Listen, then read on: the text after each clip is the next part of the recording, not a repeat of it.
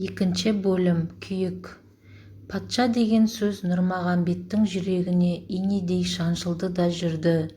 Таныс фельдшер тағы да бір келгенде Нұрмағамбет патшаның қолға түспейтіндігін, оның әмірін бұл арада орындаушы урядник екенін ұғындырды. Фельдшер кетті. Патшаның әмірін орындайтын урядник деген сөзді ол есіне мықты ұстады. Ендігі оның арманы урядниктен кек алу болды. Бірақ урядникті өлтіруге шамасы келмейтінін біледі. Енді не істеу керек деп өзіне өзі сұраған бала өзіне өзі күйдіру деп жауап берді. Осыған ойын тоқыратқан ол күйген ауылының жұртына орнаған Қайрақты селосына барып урядник тұратын үйді анықтап алды. Енді ол қолайлы жағдайды күтті. Онысы жаздың құрғақ кезі. Жаз болды. Нұрмағамбет тағы бір тұрымтайды ұстап, баулып торғай, бөдене, шіл сияқты құстарға салды. Осы ермекпен кейде жаяу, кейде қынан шыққан тайын мініп, үйіне 2-3 күнде бірақ келетін болды. Жылдар өтіп жатты. Кек баяғыдай 14 жасқа шықты. Бір күні бесті шыққан тайын әкесінен сұрап мінді де тұрымтайын алып аттанды. Бірақ оның бұл жолғы ойы аңшылық емес, урядниктің үйін күйдіру еді. Сол ниетпен қалтасына бір қорап сіріңке салды. Ол Қайрақтыны төңіректеп келді де іргесіне жақын жердегі қалың қарағайдың арасында атын байлап отырды. Ынтасы урядниктің үйін күйдіру. Қала ұйықтады-ау деген кезде ол тұрымтайын қарағайдың бұтағына қондырды да Қайрақтының көшесіне кірді. Бұл шілденің ыстық шағы еді. Көптен жаңбыр жаумағандықтан құрғақшылық. Оның үстіне кешке қарай тұрған жел түнге қарай қатайып кетті. Ойында күйдіру деп басқа сөз жоқ. Бала селоның сыртын айналып урядниктің үйіне келді. Оның үйі жел жақ шетте, төбесін қамыспен жапқан қарағай үй еді. Бала үйдің жабығына өрлеп шығып, төбедегі қамысына сіріңке тигізіп еді, жел үрлеген от лап ете түсті. Ұрдым ба бәлем, кегім қайтты ма деген бала жүгіре қашып атына жеткенше лаулаған жалын үйдің төбесіне барып қалды. Бекінген жері берік, ол үйден үйге ұшқан жалынға қарады да тұрды. Лезде селоны жалын тасқыны көміп кетті. Құлағына мал жанның азан-қазан шулаған дауысы естілді. Айналадағы ауа қоңырсып, күйген ет пен май сасып кетті. Бұл иістен жүрегі айныды, басы айналды. Аздан кейін есін жинаған ол күйіп жатқан селоның өртін сөндірер күші жоғын көрген соң атына міне қашты. Өрттен бойын қашырғанмен ойын қашыра алмады.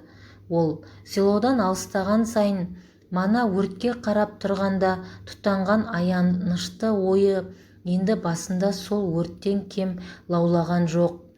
Фельдшер бәскенің бұл селодағы орыстарды патша еріксіз айдап әкелді дейтіні есінде. Рас болу керек ол сөз дейтін еді Нұрмағамбет есеңгірепкен кезде.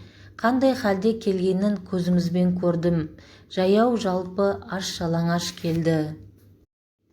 Сондай халде келген орыстың кедей крестьяндары тұрмыс жасауға қаншалық азаптанғанын, үйді қалай салғанын, егінді қалай сеуіп, астықты қалай жинағанын Нұрмағамбет көзім көрді. Алғашқы кезде оларға одырая қараған қазақ ауылдары іле аралас қоралас боп, кейде қолма-қол ақыға, кейде несиеге жалданып, үйлерін қора-қопсыларын салысты. Көлік беріп, кісі беріп, егіндерін де егісіп жинасты. Осы бірлескен еңбектің үстінде көпшілігі достасып, тамыр болып, бірінің жоғына бірі қарасып кетті. Сондайлардың ішінде Нұрмағамбеттің өз әкесі Баймырза мен өз ағасы Төлебай да жүрді. Қолы епсекті шешесі Қалампыр орыстардың тондарын, киімдерін тігісті. сөйтіп көрші қонған орыс селосымен еңбекте қоян-қолтық келісу арқылы ауылдың кедейлеріне жақын жерден кәсіп табылып, бұрын алыстан іздейтін нанды енді жақыннан және арзан бағамен алды. Бұрын өзі жыл тәулігіне балта шауып, қазақ байларына қызмет қылғанмен, ағасы Төлебай да ауыл байларына жалшылыққа тұрғанмен, тапқандары тамағына жетпейтін бұл семья орыстың жұмысына араласа, өзгеге тоймағанмен нанға тоятын болды. Бұрын шешесінен собалақ сұрап жылайтын Ерке Нұрмағамбет, әке-шешесі, ағасы орыс жұмысына араласқан соң ақ нанды аузын толтыра асайтын болды. Өзге орыстардың да жұмысына араласқанмен, Баймырза семьясының көбірек қолғабыс тегізген шаруасы Бәскенікі еді. Бүкіл ауыл боп Бәске атап кеткен фельдшердің аты Василий Петрович Курганов. Әлде қайдағы адам дәрігерінің фельдшерлік курсын бітіріп, бұл араға жас шағында келген ол қайда туғанын ауыл адамдарына айтқанмен, географиядан хабары жоқ, ауыл түсінген, білген емес. Олардың түсінген білгені алғаш келгенде қазақша бір ауыз сөз білмейтін ол ауыл арасында тұра келе қазақ тіліне судай болып алды. Оның үстіне мінезі және ісі жақсы болғандықтан ауылдың өз баласы сияқтанды да кетті. Сөйтіп жүріп жақын жердегі селоның бір қызына үйленді де бала шағалы болып кетті. Үлкен баласы Антон 20-ға таянып қалды. Одан кішісі Андрей Нұрмағамбетпен жасты. Одан кейін тағы да 2-3 ұсақ баласы бар. Бұрын жақынырақ жердегі бір селода тұратын Курганов семьясы Қайрақты селосы Орнай қызметіне жақын жерге мекен салды да көшіп келді. Оның саманнан салған үйі де, қора-қопсысы да көбінесе Баймырза мен Төлебайдың қолынан тұрды. Егінін де солар салысты. Сонымен бұрын да көңілдес Курганов Баймырзамен енді тіпті жақындасып туыстай болып кетті. Урядникке сол Кургановтың сөзімен өшіккен Нұрмағамбет үйін күйдіруге жиналғанда, түнде ұрланып барып, қамысты төбесіне сіріңке тұтатқанда, өзге крестьяндардың үйлері де, Кургановтың үйі де бірге кетеді деп еш уақытта ойлаған жоқ еді. Енді міне жаппай күйген селоның арасында Кургановтың үйі де кетуіне Нұрмағамбеттің ешбір күдігі болған жоқ. Үйі ғана күйсе бір сірә ғой деген ой кеп кетті оған. Өрттен атына міне қашқанда жандары күйсе қайттым. Бұл ойдан кейін оның басындағы ой өрті лаулап, есінен тіпті тандырып жіберді. Жалын құшқан атының үстінде ол әрең отырды. Кейін естісе, өртке күйіп өлген адам жоқ екен, жараланған адам көп екен. Олардың бірі Курганов. Өзі ауыр жараланған, оның өзге жандары аман қалыпты да, мал-мүлкі түгелге жанып кетіпті. Түгелмен арса болып қалғандар да аз емес дейді. Күйдірген мәлімсіз адамды азапқа шығынға ұшырағандар қарғайды дейді. Бұл сөздерді естіген шақта қылмысына өзін өзі қатты кінәлай қарғай отыра, обалың патшаға, сендерді де бізді де осылай күйікке ұшыратқан патша, деді Нұрмағамбет. Қамбадағы қасқыр. Күн батып барады, күндіз қардың бұрқасыны басылып жел тынды. Ақшыл бұлттан аспан аршылып, қыстың қызыл шұнақ аязы бүркеусіз бетті шымшылай бастады. Малдардың қораға жайғастырған ауылды да аяз қорғалатып, үйді үйіне қуып тықты. Қалың қарағайлы орманның ашық алаңына қыстаған аз ауылдың адамын да қарақшыдай қалтиып далада тұрған жалғыз Баймырза. Оның кішірек көзі орманның арасына қараған сайын қадала түседі. «Неғып тұрсың әй, үйге кірмей», деді ұшқыны шашыраған, күлді төгуге далаға шыққан Қалампыр. «Баланы қарап тұрмын». «Қай бала?» «Нұрмағамбет ше». «Бетім-ау, мен ауылда ойнап жүр екен десем, сол бала таңертең кеткеннен әлі жоқ па?» Төлебайды жіберіп іздетіп ем, барлық үйді қарап келді. Балалары үйлерінде дейді, Нұрмағамбет жоқ дейді. Бар болғыр сол бала ма? Ылғи осылай іздетеді де жүреді. Сол бар болғыр қамбаға түсіп кетіп жүрмесін. Қой десем қоймайды бар болғыр. Қоян аулау ма, құр аулау ма, үйде отыруы жоқ. Мен қарап келейін, сен асыңды істе. Бала тоңған шығар, үйге келе ыстық ішсін. Жолына жөргем ілікпесе, үйге келмейтін әдеті емес пе оның? Қалампыр үйге кірді. Баймырза қамбаға жөнелді. Оқиға былай еді. Сол жылы боран көп боп, Қарағайлы орманның жел жақ бетіне ағаш бойына жақын күртік үйіледі. Сол күртіктің қоян жүретін жымынан Нұрмағамбет кісі бойынан биік қамба қазды. Қамбаның аузын тар, түбін кең қазып, ішіне сабан тастап өртеді. Қары еріп мұздақ боп қатты. Содан кейін бетін шырпымен жауып, үстіне шөп тастады. Жыммен жүрген қояндардың талайы бұл қамбаға құлады. Нұрмағамбет қайыңнан ұзынша құрық істеп, оның басына бауып тақты да қамбаға құлаған қоянды құрық сап ұстады.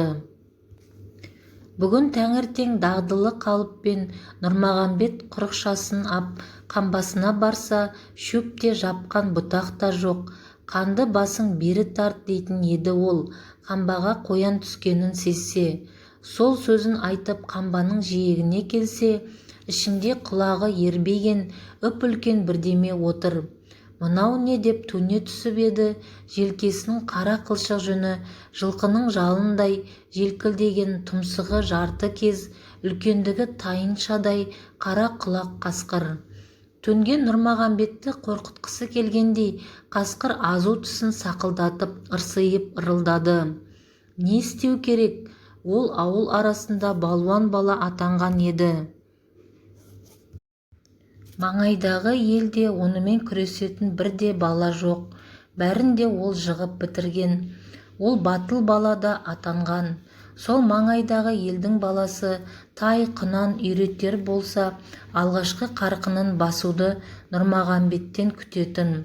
Қаршадайынан ол асау тайдың құлағына жармаса кетіп, тырмысып айырылмайтын. Үстіне мінген соң тай, құнан түгіл ат туласа да түспейтін. Балуан бала, батыл бала деген сөздер оны масаттандырып, күштілігін көрсете түсуге тырысатын. Қамбаның қасындағы қасқырға қарап тұрып, Нұрмағамбеттің менмендігі қозып кетті. Өзім өлтірмей, біреуге өлтіртсем, менің мықтылығым қайда деп ойлады ол. Ертең басқа балалар мені мазақтамай ма? Қой тәуекелге бел байлап, өзім ақ жәукемдеп көрейін. Түбі шоқпарлы қайың құрықшамен ыржиып, шоқиып отырған қасқырды Нұрмағамбет түртіп кеп қап еді, арс етіп құрықты тістей алды.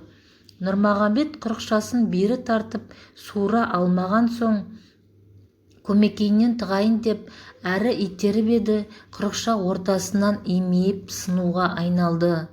Ызаланып кеткен ол, ауып деп жұлқып кеп қалып еді, екпінімен шалқасынан түсті. Құлап жатып құрығына қараса, сынған жоқ екен. Жалма-жан түрегеліп қамбаға қайта төнді. Бұл жолы баланың жұлқынған қайратынан сескенгендей, қасқыр манағыдай шоқиып отырып, бедірейіп қарамады. Жан сауға іздегендей, қамбаны шыр көбелек айналды да жоғары қарғыды. Жан ұшырды ма немене, қарғыған қасқырдың алдыңғы екі табаны қамбаның ернеуіне жақындап қалды. Сол кезде нақ қара тұмсықтан бала құрықшаның түбімен салып кеп жіберді. Қамбаның мұзын алдыңғы аяғымен тырнап, із салған қасқырдың артқы аяғы тайды ма, денесінің екпіні ме, әлде тұмсығына соққы қатты тиді ме, шалқасынан жығылды. Бала қасқырды жұқа шаптан құрықтың түбімен қанша қойып еді, ытып тұрған ол құрыққа ұмтыла бергенде бала тістетпей жұлып алды. Қасқыр енді қарғымады. Бөксесін қамбаның қуысына тығып, баланы көзін тесірейте қарап, жоғарғы ернін шүйіріп, бірақ дыбыс бермей тым-тырыс жатты. Тек бала түрткенде ғана арсылдап құрыққа жармасты. Не істеу керек? Қасқыр дем алған кезде баланың көзі тыржитқан мұрнынан тамшылап аққан қанға түсті.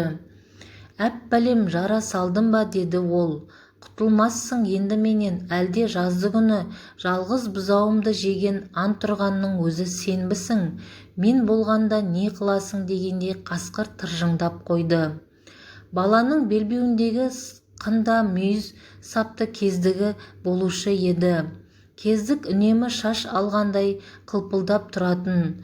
Ауылдағы ұста осы кездікті оған тіл алғышсың деп көрігін басқандығы үшін шым болаттан суарып сыйға соғып берген. Кездігі есіне түскен бала қынынан суырып алды да қалтасынан тастамайтын жалпақтығы алақандай, ұзындығы кездей қайыстан таспа тіліп, кездікті қырықшаның ұшына тас қып байлады. «Енді тістесең тісте» деп ол қасқырға қырықшасының түбін ұсынып еді. Ызалы аң шап етіп тістей алды да тартқанда бөгеусіз босатты. «Тіліңді ме, таңдайыңды ма, әлде ұртыңды ма? Әйтеуір бір жеріңді кескен шығар» деп ойлады бала. «Әйтпесе неғып тез босаттың?» Сынайын деп құрығын тағы ұсынып көріп еді. Қасқыр ұмтылды да тістемеді. Қасқырдың аузынан қан шұбырды. Солай ма батырым?» деді бала масаттанып. «Жараландың ба?» Құрығын суырған бала бүлкілдегінің тұсын осы шығар деп қасқырдың бүйірінен найзасын сұғып кеп қалды. Қасқыр ышқынып ыршып түсті де құрық тиген бүйіріне қарай дөңгеленді. Қасқырдың қалың түбітін тесіп шыққан қан қу шөпке тұтанған оттай қызараңдап жарқ етті де сарғылт жүнге жіңішке қызыл жолақ салып бауырын орап төмен тамшылады. Бала піскілеуді жиілетті. Қасқыр бірде құрыққа ұмтылып, бірде жоғары шапшып жанталасты. Сондай арпалыстың біреуінде қалжырағандай болған қасқыр секіре беріп шалқасынан тағы құлап еді. Нық кіндіктің түбінен бала пышақты қадай қойды. Қасқыр жан дәрменде аунап түсіп, созылып тұра беріп, сүйретіле құлады да оң жағына жантая кетті. «Жұмысың біткен шығар» деді бала. «Енді жанышқылап теріңді бүлдірмейін». Бала үңілің қарап тұр. Қасқырдың денесі дірілдеп, құйрығы шошаңдап, арандай ашқан аузын малжаңдата берді.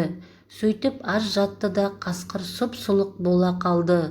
Өлді ме жоқ па деген оймен бала енді құрықшасының басындағы пышақты шешіп алып, мұқылына түрткілеп еді. Денесі былқ-сылқ еткен, қасқырда қимыл жоқ. Қасқырдың өлгенін көрген баланың ойы оның терісін үйіне сойып апаруға кетті.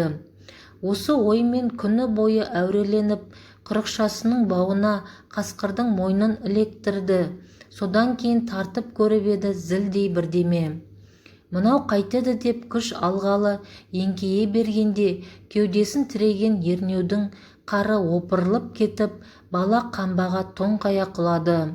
Құлаудан гөрі қасқырдан сескенген бала жалма-жан денесін оңалтып пышағына жармаса түрегеп еді. Қасқырда қимыл жоқ. Аяғымен түртіп еді, қозғалмайды. «Өлген екенсің бәлем» деп аударып көрсе, бұл жалғанның арланы тіпті құнан өгіздей десе де сыятын. Бала қасқырдың сирақтарын ірей бастады. Қанша уақыт алданғанын ол шамалаған да жоқ. Біраз мықшыңдап, терісін сыпырып, енді шығайын десе, айнала көк мұз. Пышақпен мұзды тесіп, қарды опырып еді. Онда да малтығып тез шыға қоятын емес. Баланың киімі жамаулы болғанмен жылы еді. Оның үстіне қимылдаған дене тоңази қойған жоқ. Бірақ мана қасқырды өлтіру қызығында жүргенде биялайын шешіп тастап еді. Қамбаға құлағанда сол биялай сыртта қалыпты. Құрықпен де қолмен де қарды опырған оппа қармен біртіндей жоғарылаған бала сыртқа шыққан кезде екі қолының басы ашуға айналды. Бала қолына қараса, қалданған саусақтары бозарып кеткен екен. үсіген екен деген оймен ол жалма-жан қасқырдың терісін тастай беріп саусақтарын қармен ысқылады. Ауаның райы үскірік аяз екені сол кезде білінді. Қолына ұстаған қар ерімей, құм сияқты сықыр-сықыр етті. Сондай қармен уқалаған оң жақ қолы ерекше дуылдады. Үсіген осы қолым екен деп ойлады бала. Сол кезде баланың құлағына атын атаған дауыс сап ете түсті. Ол жалт қараса әкесі. Көңілі көтеріңкі бала қолым үсіді деуге арланып, әкесіне қылығын айтып мақтанды. Екеуі үйіне келді. Қалампырдың қуанышы қасқыр емес баласы. Ол ұлын тоңдау қалқам деп жалма-жан шешіндіріп, аязда гүлдей жайнап қызарған ыстық бетін сүйіп, қолың да тоңған шығар деп ұстап еді. Оң жақ қолының саусақтары қансыз сөлсіз сұп-сұр, әрі мұздай сұп-суық. Ойбай-ау, енді қайтейін деді Қалампыр сасқалақтап. Үсіген екен ғой мынау қолың. Жансыз саусақтарды уқалап не қыларын білмеген Қалампыр, құлыным-ау, енді қайтейін деп еңіреп қоя берді. Жағымды жалшы. Қалампыр мен Баймырзаның еркіне салса, Нұрмағамбетке өздері көрген өмір бейнетін көрсетпей, бұла қып өсіру еді. Бізді қойшы дейтін еді ол екеуі. Ерлі зайыпты боп ошақ басында оңаша шүйіркелесе қалғанда, асарымызды асадық біз, жасарымызды жасадық біз. Біздің пешенемізге Тәңірінің жазғаны бейнет екен. Бейнетте тудық, бейнетте өстік, бейнетте өмір кешіп келеміз. Енді төрімізден көріміз жуық. Өзіміз өмірден осылай өтуге мойынсұндық қой, дейтін еді олар ауыр күрсініп. Тек біздің бейнетті балаларға бермегей де. Бірақ деп өкінетін еді олар. Алдыңғы арба қайдан жүрсе, артқы арба содан жүреді дегендей. Өмірдің біз кешіп келе жатқан азап жолына Төлебай да түсті. Есін білгелі киген нәлет қамыт ол бейшараның да мойнынан түскен жоқ. Ол да осы бейнетпен өтеді енді дүниеден. Нұрмағамбет жайына келгенде олар әуелі өзара ырағай-тырағай боп жүрісті. Баймырза да оны балам деп жақсы көре тұра, әжетке жарадау деген шақта жұмысқа түсуін тіледі. Әй қатын, деді ол бір күні Қалампырға, күн көрістері нашарлап кеткен бір шақта. Әу, деді әйелі, қысқа жіп көрмеуге келмей қойды ғой бұл. Оны не қыл дейсің, деді Қалампыр, талай естіп құлағы үйренген сөзге. Әдеттенген жауабын беріп, ұзартатын ретін тапсаң, мен саған қой деп жүрмін бе?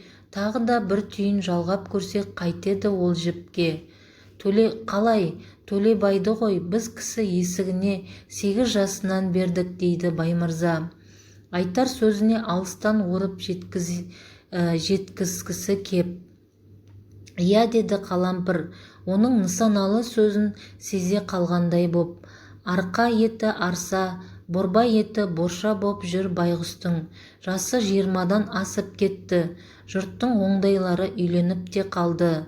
Қалың малың тапса сен де үйлендір, несін кекейтесің қатын, деді Баймырза демін ауыр алып. Таппайын деп жүрмін бе мен? Қалың малын ашпа жалаптың орны емес пе бұл үй? Қолға түскенде ауызға қағып сап, тағы да жалақтап отыратын. Өзің не айтқалы отырсың, деді Қалампыр күйіп.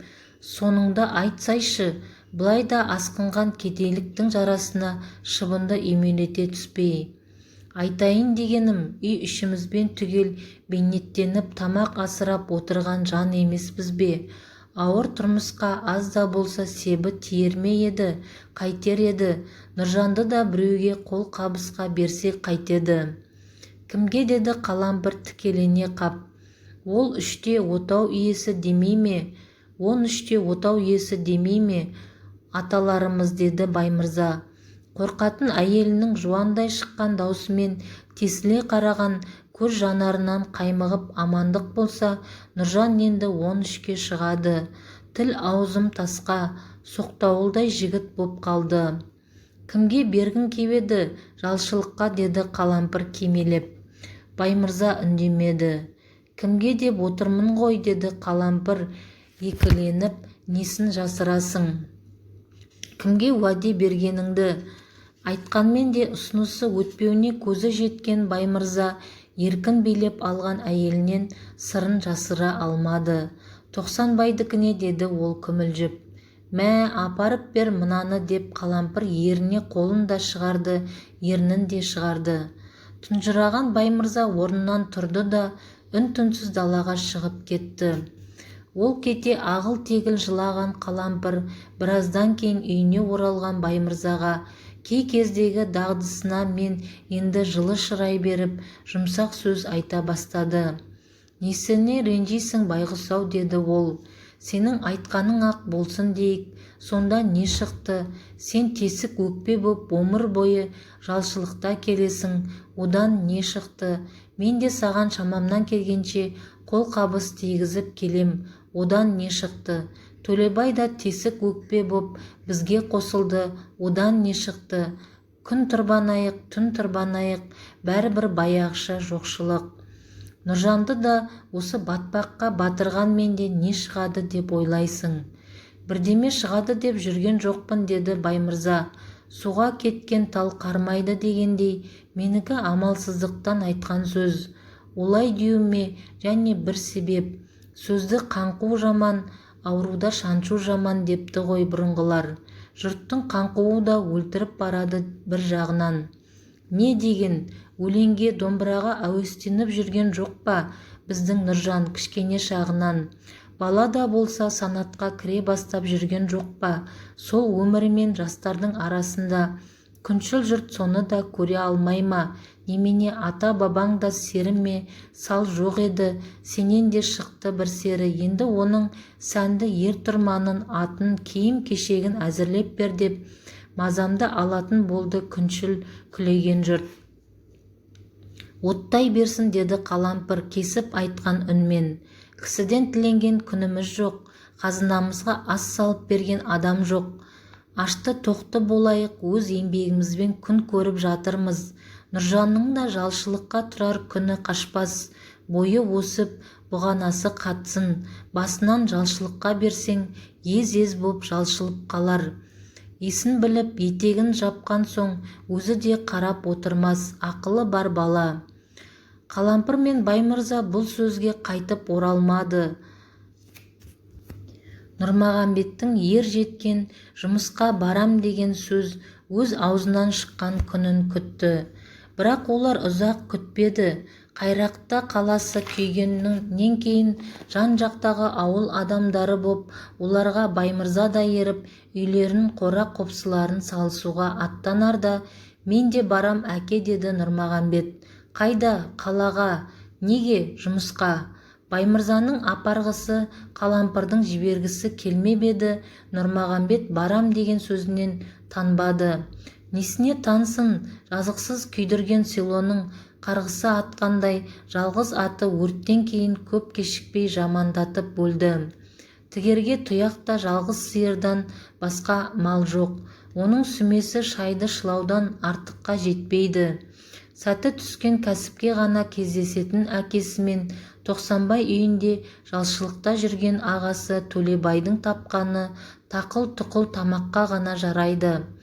Тәуір ғып өсірем деген талаппен бүтін киім-кешекті шешесі бұның ғана үстіне жапсырады да өзгесі жамау-жасқаумен жүреді. Төсек орын да тозған, киіз үйде тозған, қысқа үйі емес үйшік. Осындай жағдайда тұрудың несі қызық? Бала шағында байқамағанмен есейе келе бұл тұрмыстың кермек дәмін үй ішімен бөле татқан Нұрмағамбет ауыр тұрмысты жеңілдетуге көмегін қалай тигізуді білмей жүреді. Әкесіне күйген қаладан жұмыс табылған соң ерді де кетті. Баймырзаның мамандығы балташылық екені бізге мәлім.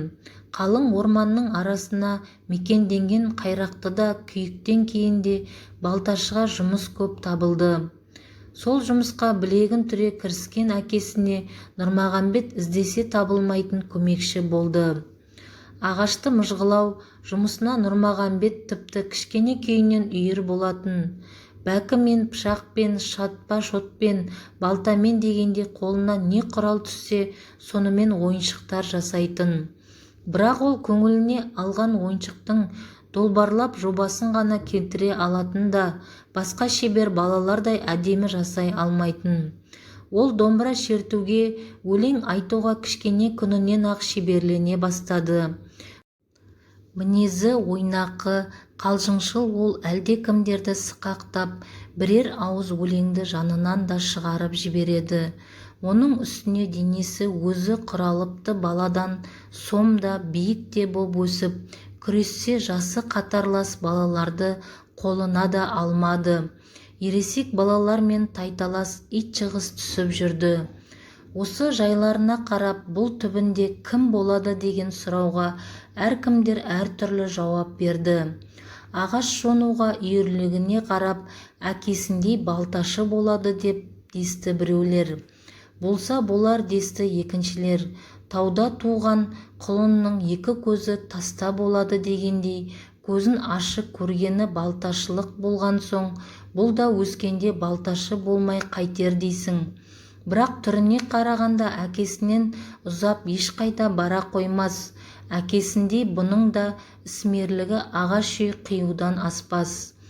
Домбырашы өлеңшілігіне қарап, біреулер сері болады десе, енді біреулер талтаңдасап талтаңда, ақшаң болса қалтаңда дегендей, серілікке де дәулет керек шығар, тақыр кедей несімен сері болады дейтін. Денесіне күшіне қарап біреулер осы асқан балуан болады десе, енді біреулер олай болғанда не бітіреді, үнемі айт той кездесе береме оған, күреске шығатын, кездескен жерде жұғудан не пайда оған. Айт аттыға, той тоңдыға жараспай ма, аты қайда оның айтпен тойға мініп баратын, тоны қайда киіп баратын, біреудің атын мініп, біреудің тонын киіп барудың несі сән. Осы бала осы жайларды ойлай ма екен, жоқ па екен десетін әркімдер. Әй, ойламайды ғой деймін десетін біреулер. Мал түлігі болып қалды, ойласа мал табуға тырысар еді ғой. Ойында ол жоқ, баққаны ахахау де эхехеу. Оны ойлауға әлі жас қой десе, несі жас, 13-те отау есі емес пе? 13-тен асып бара жатқан жоқ па осы? Денесі 15-16-дағы баладай емес пе? Осы кезде кірмеген сана оған қашан кіреді дейтін. Бала да емес, бұған кінәлі әкесі де емес дейтін. Білем деген біреулер айыпты шешесі. Әкесі жалшылыққа берейін десе, шешесі бұлағып өсірем деп көнбейді. Байдың малы, жалшының жаны ардақты деген осы. Шешесі ақылсыз адам емес дейтін біреулер, оның да бір білгені бар шығар, бойы өсіп, бұғанасы қатсын деп жүрген шығар баласының. Солай күңкілдесетін жұрт. Нұрмағамбет әкесіне еріп, қайрақтыға жұмысқа аттанғанда, бәсе деп сүйсінді де, қайтер екен деп күтті. Үміт жүктейтін адамдардың ойын Нұрмағамбет ақтады. Әкесіне тізе қоса балта шапқан ол іскерлікте кем түспеді. Ал күшке келгенде жасы жетіп қалған әкесінің қайраты қайта бастауынан ба, әлде бала Нұрмағамбет жас мөлшерінен әлде қайда қуатты ма, шапқан ағашына балтаның жүзі нығырақ қадалды. Ағаштың қолдаса көтерген жағын еңсеріңкіреп кетті. Міне енді жігіт болды бұл деп сүйсінді. Көрген дос адамдар, әке шешесін асырай бастауының алды осы. Балтаны көп жыл шапқан Баймырзаның үздіксіз ауыр жұмыстан тапқан бір зақымы беліне түскен шойырылма еді. Орта жаста пайда болған бұл зақым жасаңқыраған кезде үдеп, ара-тұра ұстағанда белін баса алмай, қозғала алмай сіресіп жататын да қалатын. Кейде ол шойырылма жұмаларға, айларға созылып, қимылдауға қалы келмей, төсекте шалқасынан жататын да қоятын. Бұл пәле оны көбінесе көктем, я күз айларында көбірек айналдыратын.